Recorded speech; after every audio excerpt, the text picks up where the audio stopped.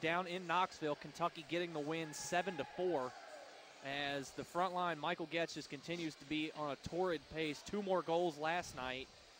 And then also Billy Glass picks up another assist. He's got now 55 assists going in tonight. That would be tied for the lead in the nation still. Taylor Vitt had an assist last night. Dylan Rohar, the freshman, with 2 goals and an assist last night. The captain, Andrew Saris, big night for him, 1 goal and 2 assists. Sean Wormald had 2 assists. Alex Robinson with an assist. Sean Whitman with a goal and assist. So just contribution from everywhere. And then Derek Steinbrecher solid in net, only allowing 4 past him. Derek Steinbrecher, of course, back in goal for Kentucky after Jim Borgard took it last weekend. And Borgard had a good weekend. And also, big news about him, it's his birthday coming up. In 16 minutes, it's his 16 birthday. minutes, that's right. He will be 21, I believe. 20, yes, the big 2-1. The big 2-1, and he'll start it here at the Ice Center. So we'll be sure to wish him. Presumably on the bench.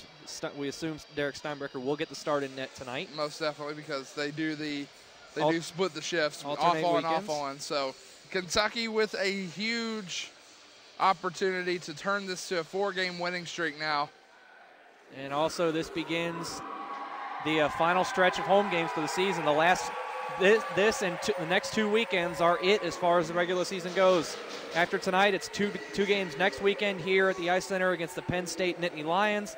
And then the following weekend, February 19th and Saturday, February 20th against Life University. And after that, they are off to the Southeast Regional in Worcester, Ohio. That's right. So Penn State, another huge contest for Kentucky. Absolutely. Because this will be their last 2 games before the last rankings.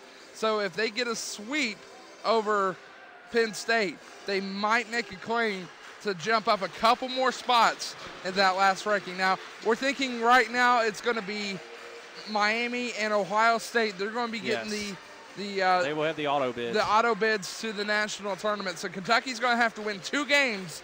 That's right, 2 games before they become eligible for the national tournament. So make sure that you make sure you come out and cheer your Cats on. If you can't be out here, stay tuned with us. The most recent rankings have been released through the end of January. Kentucky has fallen to number 6 in the region. Of course, getting swept by Bowling Green doesn't help your cause in that. So the Cats down to 6.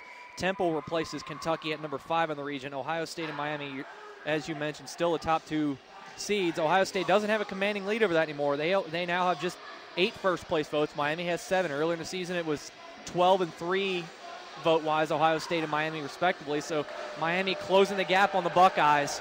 And here come the Ice Falls, and this place is going nuts.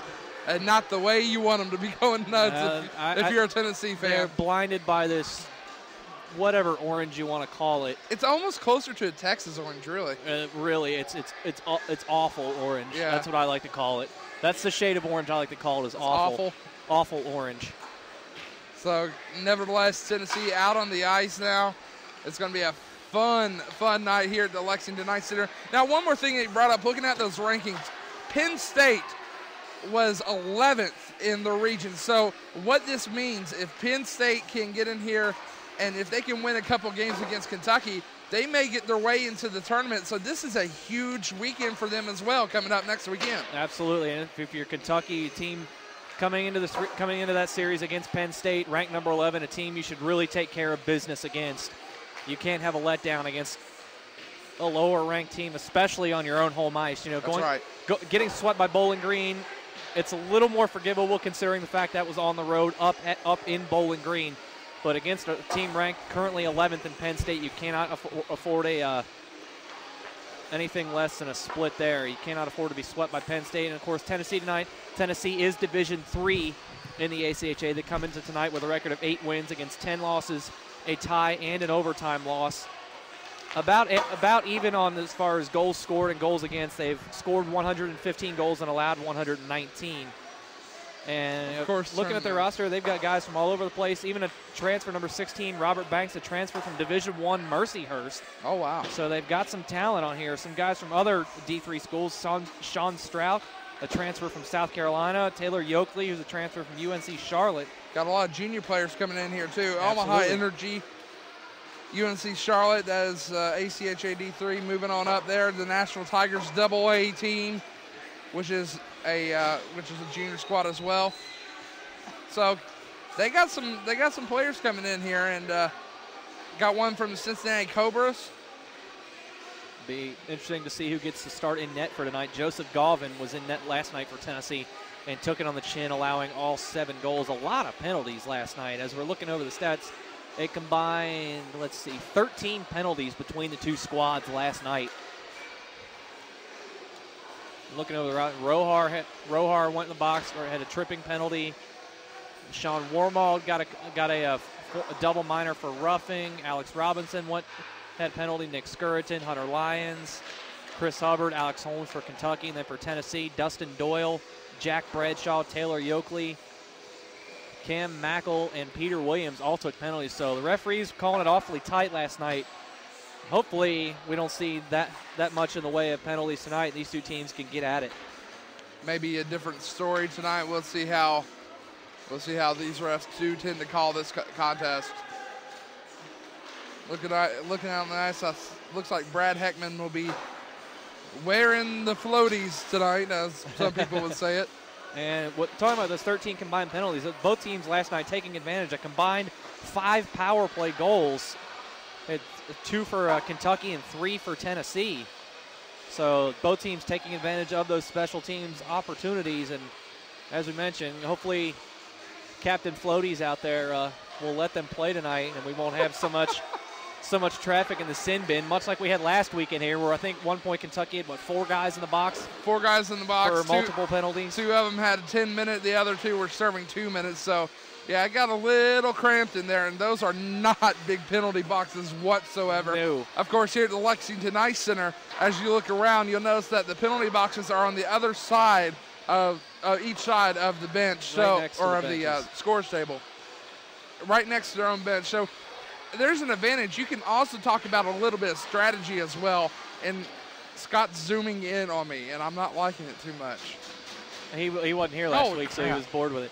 But talking about last week, had so much traffic in there. Last week being Hockey for Haiti Night, we want to thank everybody that came out last week. Raised over $800 through all the proceeds, the apparel and raffle that were held last week. Over $800 going to the Haiti Relief Fund. So definitely we're glad to help out with that. Thank you to all the fans who came out last week and supported the cause.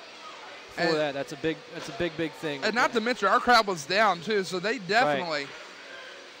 They have definitely made a splash with, that low of a crowd, because we did have the winter weather here. So, yes, we had a little bit of winter weather tonight, not enough to make a splash, if you will. Yeah, already the crowd is much bigger than it was last weekend against the Dayton Flyers.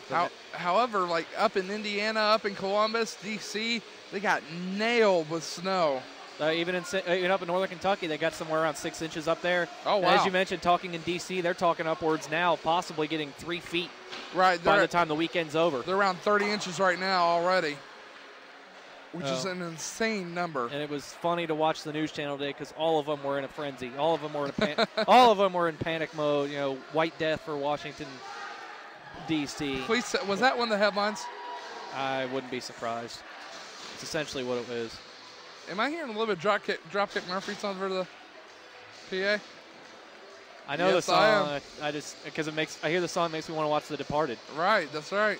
Just to see. For those of you who saw the Winter Classic, that was the theme song for Boston as they were getting ready to take the ice. Yep.